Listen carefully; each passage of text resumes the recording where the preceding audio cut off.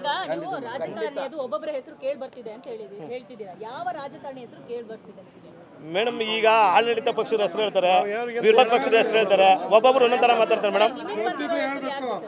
Madam, ನಮ್ಗೆ ಯಾರು ಬಂದರು ಅಂತ ಹೇಳೋದು ಮೇಡಮ್. ಈಗ ಯಾರನ್ನು ಉಲ್ಟಾ ಸೀದಾ ಮೇಡಮ್ ಮಾತಾಡ್ತಾ ಇರ್ತಾರೆ ಮೇಡಮ್. ಅಭಿಮಾನಿಗಳು ಆ ಸ್ಟ್ರೈಕ್ ಎಲ್ಲ ಮಾತಾಡಿದ್ರು. ಒಂದು ನಿಮಿಷ, ರಾಜಕೀಯ ಕೈವಾಡ ಇಲ್ದಂಗೆ ರಾತ್ರಿ ಹೊಡೆಯಕಾಯ್ತಿದ್ದ ಪೊಲೀಸ್ನವರು ಇಷ್ಟೆಲ್ಲ ಕಾನೂನು ಸುವ್ಯವಸ್ಥೆ ಇದ್ಕೊಂಡು ಕೋರ್ಟಲ್ಲಿ ಇದ್ದಾಗ ಯಾರಿಗಾರು ಇಂಟಿಮೇಷನ್ ಕೊಡ್ಬೇಕಲ್ಲ ಮೇಡಮ್ ಅವರೇ. ಒಬ್ರು ಆರ್ಡಿನರಿ ಮನುಷ್ಯ ಅಲ್ಲ ಆತ. ಅದನ್ನ ಸಮಾಧಿನ ಹೊಡೆಯೋದು ಆರ್ಡಿನರಿ ಮನುಷ್ಯ ಸಮಾಧಿನ ಹೊಡೆಯೋದಲ್ಲ. ಅದು ಕೋರ್ಟಲ್ಲಿ ಆರ್ಡರ್ ಇದೆ, ಕಾನೂನಿಗೆ ತಲೆ ಬಗ್ಗಣ ನಾವೆಲ್ಲರಿಗೂ. ಅದಕ್ಕೆ ಅಂತ ನೋಟಿಸ್ ಕೊಡಲಿ ಅಭಿಮಾನಿ ಸಂಘಕ್ಕೋ ಇಲ್ಲ ಫಿಲಮ್ ಚೇಂಬರ್ಗೋ ನೋಟಿಸ್ ಕೊಟ್ಟು ನಾನು ತೆರವು ಮಾಡ್ತಾ ಇದ್ದೀನಿ ಅಂತ ಹೇಳಿ. ಕರ್ನಾಟಕದ ಆಸ್ತಿ ಅವರು, ಪಾಕಿಸ್ತಾನ ಆಸ್ತಿ ಅಲ್ಲ, ಇಲ್ಲ ತಮಿಳ್ನಾಡು ಆಸ್ತಿ ಅಲ್ಲ, ಇಲ್ಲ ಆಂಧ್ರ ಪ್ರದೇಶ. ಕರ್ನಾಟಕದ ಒಬ್ಬ ನಟ ಡಾಕ್ಟರ್ ರಾಜ್ಕುಮಾರ್ ಬಿಟ್ಟರೆ ಎರಡನೇವರು ಸಾಹಸ ಸಿಂಹ ವಿಷ್ಣುವರ್ಧನ್. ಇವತ್ತು ಅವ್ರಿಗೆ ಎಷ್ಟು ಅವಮಾನ ಮಾಡಿದ್ದಾರೆ ಅಂದರೆ ಏಕಾಏಕಿ ಅದು ಒಂದು ಹೆಣನ ಎತ್ತು ಬಿಸಾಕಿದ್ದಾರೆ. ಯಾವ ಥರ ಅದು? ಕರ್ನಾಟಕದ ಕೊಡುಗೆ ಇಲ್ವಾ ಅವ್ರಿಗೆ? ಕೊಡುಗೆ ಇದೆಯಲ್ಲ.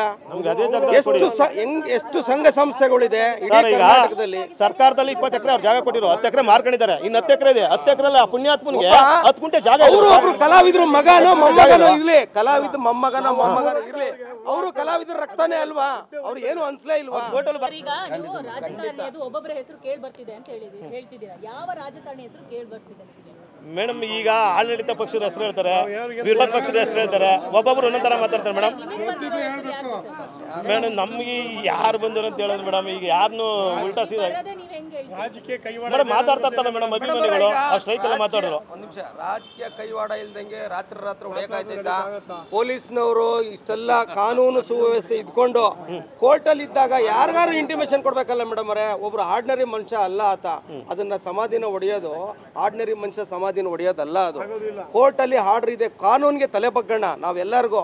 ಅದಕ್ಕೆ ಅಂತ ನೋಟಿಸ್ ಕೊಡಲಿ ಅಭಿಮಾನಿ ಸಂಘಕ್ಕೋ ಇಲ್ಲ ಫಿಲಮ್ ಚೇಂಬರ್ಗೋ ನೋಟಿಸ್ ಕೊಟ್ಟು ನಾನು ತೆರವು ಮಾಡ್ತಾ ಇದ್ದೀನಿ ಅಂತ ಹೇಳಿ. ಕರ್ನಾಟಕದ ಆಸ್ತಿ ಅವರು, ಪಾಕಿಸ್ತಾನ ಆಸ್ತಿ ಅಲ್ಲ, ಇಲ್ಲ ತಮಿಳ್ನಾಡು ಆಸ್ತಿ ಅಲ್ಲ, ಇಲ್ಲ ಆಂಧ್ರ ಪ್ರದೇಶ. ಕರ್ನಾಟಕದ ಒಬ್ಬ ನಟ ಡಾಕ್ಟರ್ ರಾಜ್ಕುಮಾರ್ ಬಿಟ್ಟರೆ ಎರಡನೇವರು ಸಾಹಸ ಸಿಂಹ ವಿಷ್ಣುವರ್ಧನ್. ಇವತ್ತು ಅವ್ರಿಗೆ ಎಷ್ಟು ಅವಮಾನ ಮಾಡಿದ್ದಾರೆ ಅಂದರೆ ಏಕಾಏಕಿ ಅದು ಒಂದು ಹೆಣನ ಎತ್ತು ಬಿಸಾಕಿದ್ದಾರೆ. ಯಾವ ಥರ ಅದು? ಕರ್ನಾಟಕದ ಕೊಡುಗೆ ಇಲ್ವಾ ಅವ್ರಿಗೆ? ಕೊಡುಗೆ ಇದೆಯಲ್ಲ.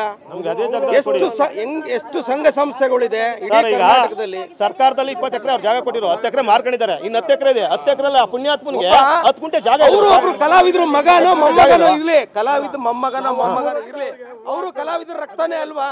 ಅವ್ರು ಏನು ಅನ್ಸ್ಲೇ ಇಲ್ವಾ?